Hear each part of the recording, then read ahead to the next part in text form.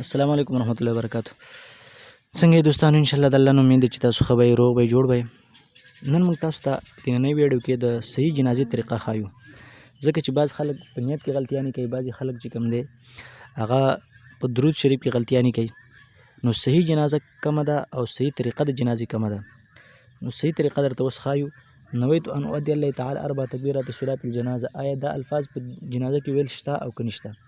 نو لہذا اخري پورې دا ویډیو وګورئ او نور ملګرو سره هم شیر کړئ. که چېرته تاسو چینل ته نوي راغلي نو چینل ځان سره ضرور سبسکرایب کړئ، ځکه چې دویمه ویډیو به په دې پسې دویمه حصه چې د جنازې راځي نو هغه به درود کې چې کومې غلطیانې دي هغه به ایستل غواړي، ځکه کومه سلم ته وبارک ته ورحیم ته دا الفاظ نشته په حدیثو کې. نو صحیح طریقه او صحیح درود به ښودل غواړي، افضل درود. د ټول نه مخکې کله چې یو سړی د کور نه د جنازې په نیت باندې راوځي نو هغه دې دپاره راوځي چې زه دې مړي دپاره د الله رب العالمین په دربار کې جرګه کوم. چې کله د چا دغه نیت چې زه د الله په دربار کې جرګه کوم د الله سره، نو هغې کې اخلاص پکار دی.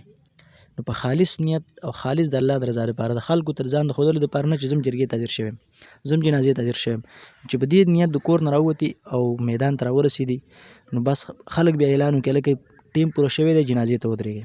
چې کله جنازې ته ودرېږئ نو بس نیت دقه دی چې بس زه د الله دربار کې د مړي د پاره څه کوم دعا غواړم، بس دقه نیت دی، هغه په زړه کې راځي، ځکه د نیت مقصد دی قصد القلب، د زړه اراده.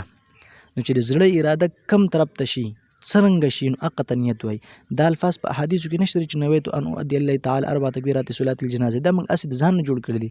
که دغه الفاظ موږ دغه دپاره جوړ کړو نو مانځه دپاره بیا موږ کوم نیت وایو؟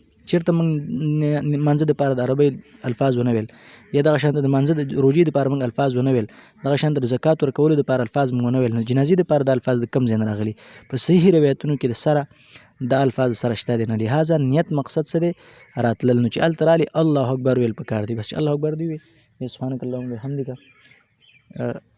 دغه مونځ به شروع کړي سبحانک اللهم وبحمدک وتبارک اسمک وتعالی جدک ولا اله غیرک، دا وجل ثناؤک، دا الفاظ هم په حدیثو کې نشته. بس دغه ساده مونځ دی، دا ویل پکار دی. لہذا علما کرامو په خلکو باندې د جنازه ګرانه کړې ده، خصوصا د سکول استادانو به اکثر له دا جنازې ښودي، دا الفاظ په حدیثو کې نشته. وجل ثناؤک لفظ هم نشته، بس ولا اله غیرک پرې دی ووایي، بس دغه تکبیر به برابر شي. انشاءالله دا مخکینی چې کومې دغه دي هغه بله دغه کې وایو. نو په اخلاص نیت سره راتلل پکار دي. ویډیو اخره پورې وګورئ، ملګرو سره نورو سره هم شیر کړئ، چینل سره ضرور سبسکرایب کړئ، ځکه موږ به جنازو کې نورې غلطیانې دی به مو باسو. صحیح طریقه د جنازې به ښایو انشاءالله.